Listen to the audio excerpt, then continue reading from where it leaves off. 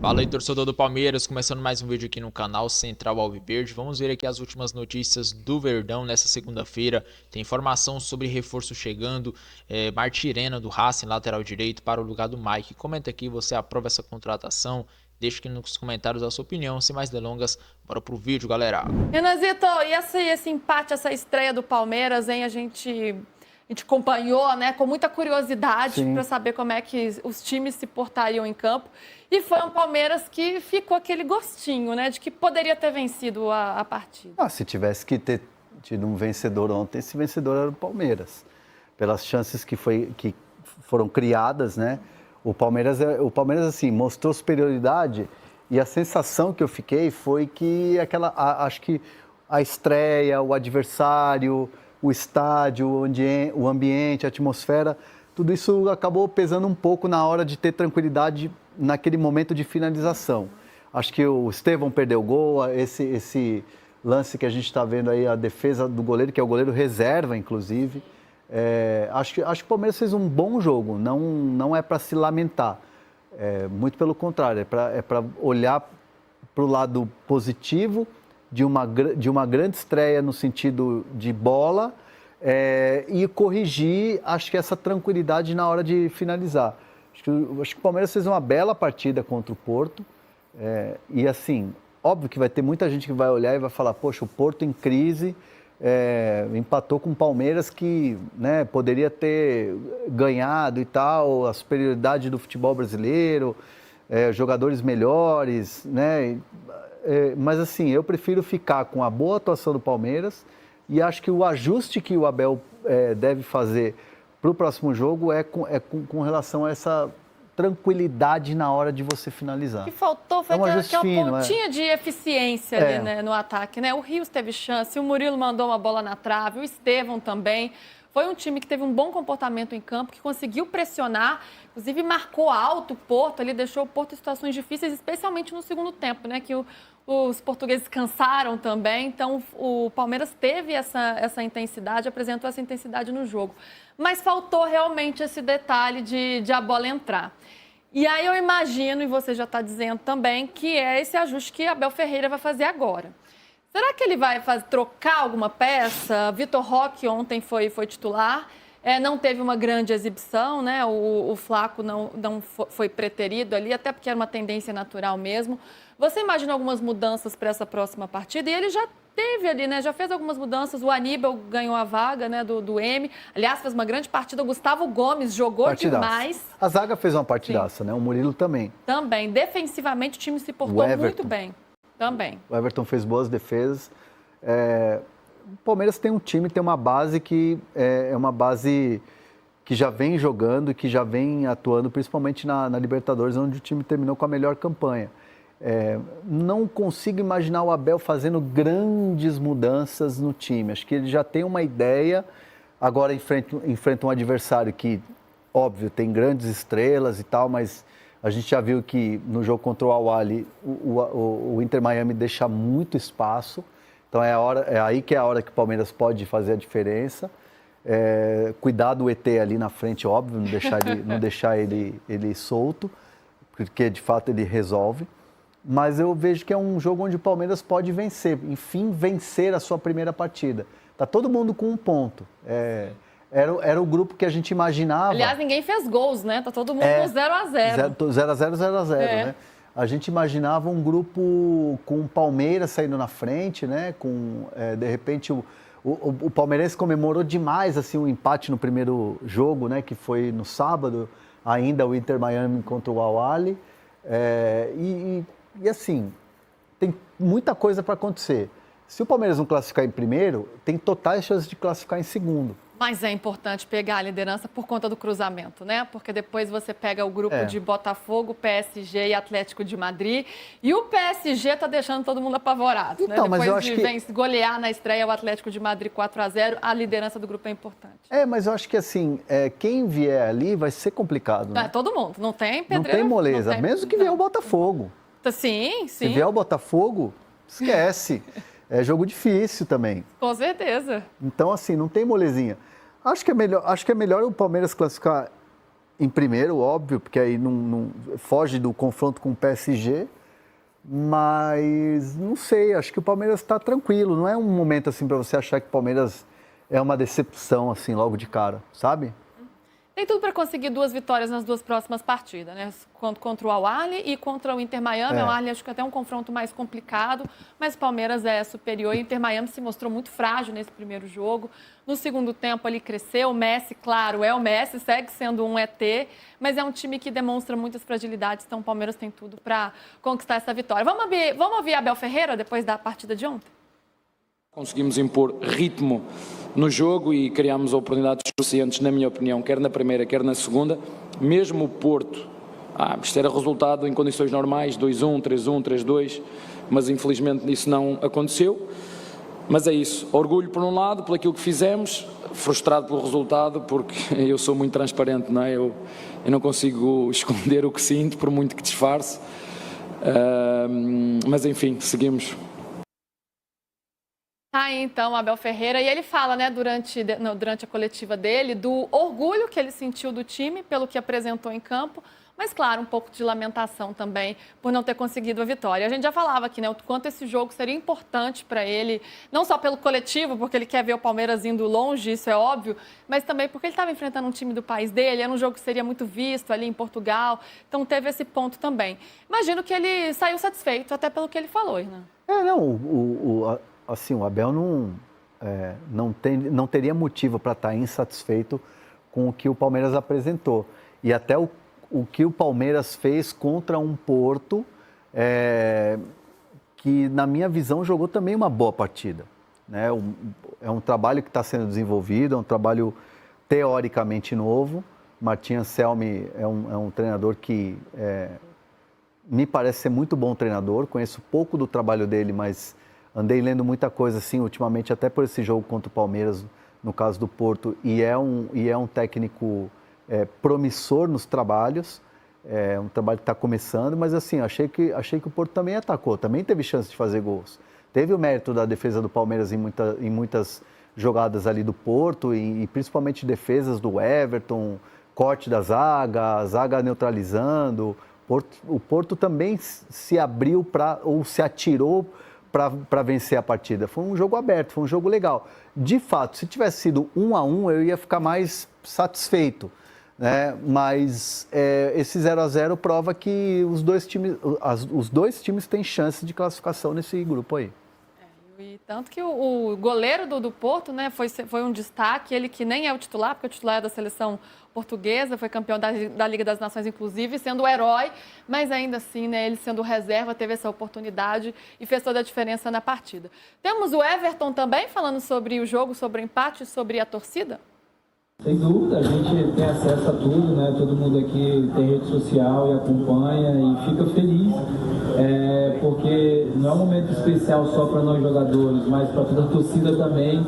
E eles mostraram que vão nos apoiar, onde o Palmeiras vai jogar, eles estão juntos. E hoje, realmente, a gente chegou, quando entrou em campo para aquecer, sentiu um clima muito brasileiro, muito de Allianz Parque, daquilo que a gente está acostumado, e agradece muito ao torcedor. Acho que o Abel já falou muitas vezes o quanto é importante a gente ressaltar isso também, quando a gente joga junto, quando nós estamos juntos, numa só força, num só propósito, tudo tende a fluir, né, de forma mais natural e que as coisas têm mais chance de dar certo. E hoje acho que foi por detalhes, acho que o torcedor fez a parte dele fora de campo, nós fizemos a nossa, buscamos até o fim, competimos como tem que ser como Palmeiras, jogar como Palmeiras. Infelizmente o gol não veio, acho que foi esse o único detalhe que faltou para hoje, mas que a gente possa ajustar bem para que quinta-feira esse gol possa sair e a gente possa sair com a vitória.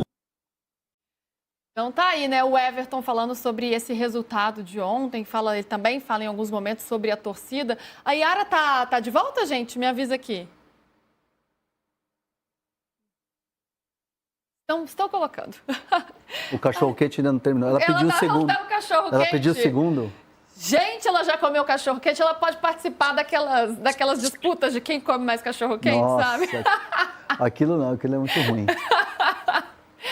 Yara já mandou ver o gente, é maravilhoso o cachorro-quente, tá? Mas assim, não dá, senão tem que correr 3 horas no Central Park, Renan. Vou precisar de você aqui, mas escutei vocês falando, né, no jogo do Palmeiras, o torcedor saiu um pouco irritado com o Maurício, tá? A gente até gravou para o UOL falando isso, e as oportunidades de finalização que ficaram faltando. Então, essa foi a bronca do torcedor palmeirense de uma forma geral. Eles gostaram do desempenho em campo, de como foi, né, a proposta de jogo do Palmeiras. Falaram muito do goleiro, né, que querendo ou não, ficaram naquela expectativa de ter um goleiro reserva e, de repente, o reserva fechou o gol e defendeu tudo. Mas o Palmeiras muito elogiado por aqui, uma torcida que não parou de cantá-lo o tempo inteiro. Não sei se pela transmissão deu para acompanhar, mas os palmeirenses cantaram o tempo inteirinho, sabe? Aquela energia que o torcedor consegue empurrar o time, os familiares, né? Muitos vieram para os Estados Unidos para acompanhar e dando aquela força mesmo, né? As mulheres, esposas, indo ao hotel um dia antes, né? Para se despedir, para dar aquele alô, aquela força. Então o palmeirense chamou. Eu confesso que eu escutei o português do Brasil no estádio. O português de Portugal ficou para outro dia. Mas uma partida muito disputada e agora a gente tem o Al-Ahly. O torcedor palmeirense, de uma maneira geral, vindo para cá com os 3 jogos. E aí com aquela possibilidade de passagem de remarcação. Se o time passa, aí muda tudo. Os planos são outros. Liga para o chefe e fala, olha, vou ficar por aqui. A gente está vendo imagens também de um dia antes da concentração dos palmeirenses na Times Square, que foi maravilhosa, uma energia surreal, né? Inclusive foi um pouquinho antes dos torcedores do Esperança. Então, é aquele adversário, lembrando que o Esperança é o adversário do Flamengo na primeira partida. Então, ficaram naquele duelo, né? Um duelando com o outro. No final, eles se descobriram e se abraçaram, se uniram contra o Flamengo ali na Times Square. Mas uma festa linda, que o palmeirense cantou, se uniu. Eu estou impressionada, contar para vocês, o número de palmeirenses que a gente vê de forma aleatória, andando pela rua, passeando com a família. O palmeirense, de fato, abraçou esse Mundial e está vindo com muita expectativa, Lu. Chama muita atenção. No estádio, né? Aliás, estádio cheio, 46 mil pessoas presentes. É um bom número, né? Um número positivo. E também nas ruas, né? Yara conversou com torcedores ali. A gente viu na Times Square também a grande festa que a torcida palmeirense fez. Então, Verdão aí, fazendo valer sua presença no Mundial de Clubes. Yara, querida, obrigada. Digeriu bem o cachorro-quente aí? Tá tudo certo? Olha, eu tô pensando qual é o restaurante que eu vou agora almoçar, porque mais tarde eu vou no barco com os torcedores do Fluminense. Eu vou sentir o clima do torcedor do Flusão. Então eu preciso estar com aquela barriga cheia, porque são 6 horas de barco lá na Estátua da Liberdade. Vamos ver o que vai acontecer, amanhã eu conto pra vocês. Não, ela não olhou pra mim assim, abismado. Ela vai almoçar? Como que ela vai almoçar? Acabou de comer o cachorro-quente, já vai almoçar. Tem um hot dog. Você consegue, só com um hot dog de nada, uma mostardinha, ficar o dia inteiro? Essa mineira, filho, vive em volta da mesa, tá doido? Respeita. A mesa farta, né, Lu? Aquele cafezinho que tem bolo, broa, pão de queijo. A gente gosta de fartura. Se deixar, a gente come o dia inteiro, é verdade. Yara, querida, obrigada, bom trabalho, viu? A gente espera aqui todo dia no De Primeira. Beijo, boa cobertura. Beijo, tchau.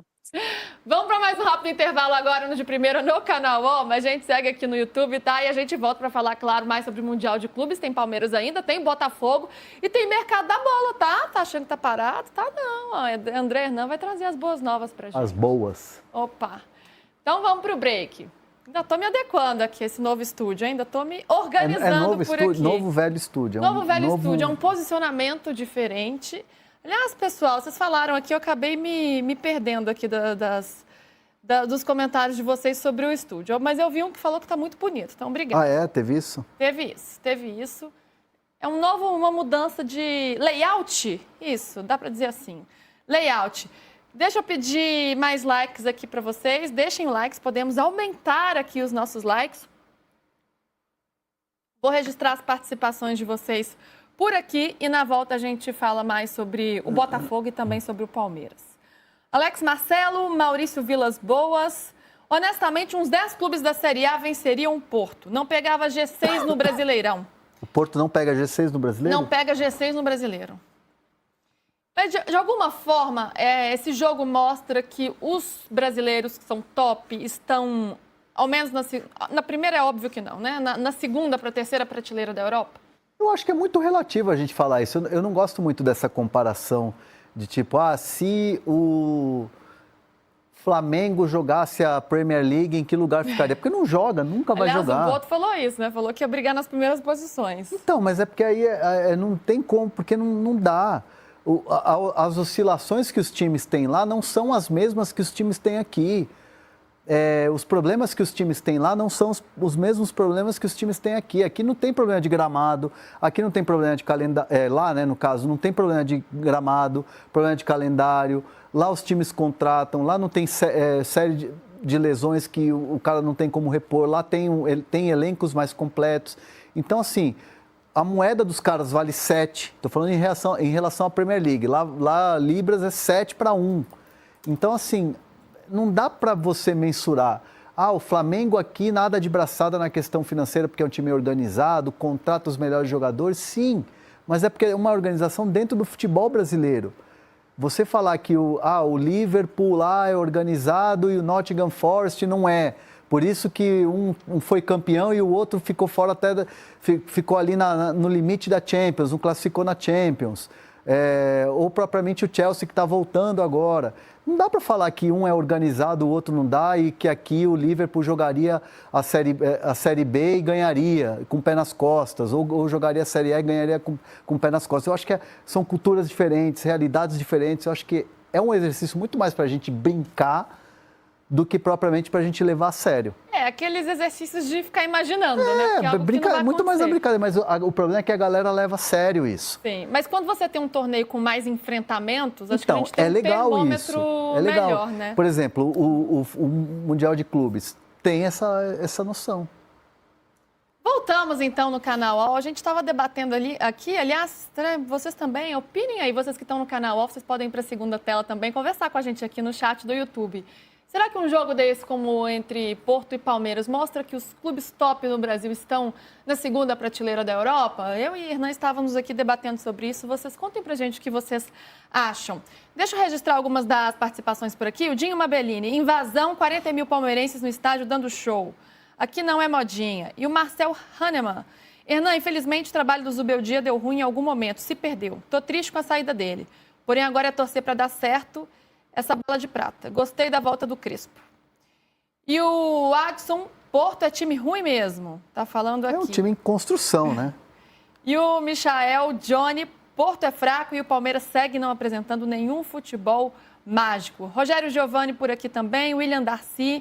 Valeu, gente, pela participação de vocês. Peço likes. Vamos lá, então. Vamos ouvir Abel Ferreira, mais uma vez, falando sobre a torcida do Palmeiras. Acho que as pessoas podem ver a grandeza do Palmeiras, sobretudo os portugueses. Portugal tem 10, 11 milhões de habitantes. Palmeiras tem 16 milhões de torcedores e o Brasil tem 200 milhões de habitantes. Portanto, hoje, como tu disseste bem, a maioria era nossa, estávamos a jogar em casa. Este é o Palmeiras. E nós tivemos a força também dos nossos torcedores, do início até ao fim. Foi pena nós não os presentearmos com uma vitória que era merecida, mas faz parte, é futebol. Mas como te disse, só para resumir, o estádio é muito, muito, muito grande, 82 mil pessoas. Eu acho, na minha opinião, 46 mil está excelente. Para um jogo de duas equipas, 10 horas de avião para vir de São Paulo até aqui e mais ou menos 10 horas de avião de vir do Porto para aqui. Não é fácil, mas acho que o estádio estava bem composto e foi um excelente jogo, na minha opinião. Tô achando o Abel light lá, viu, Hernan? Eu acho que ele tá assim, a gente tá usando uma palavra que é interessante, que é desfrutando, né? Acho que os clubes estão tentando desfrutar e acho isso, a minha visão, que ele tá também tentando passar uma imagem positiva, né? Sabe que o mundo tá vendo, né? O mercado europeu, e é claro, eu imagino que ele tem ambições nesse sentido também.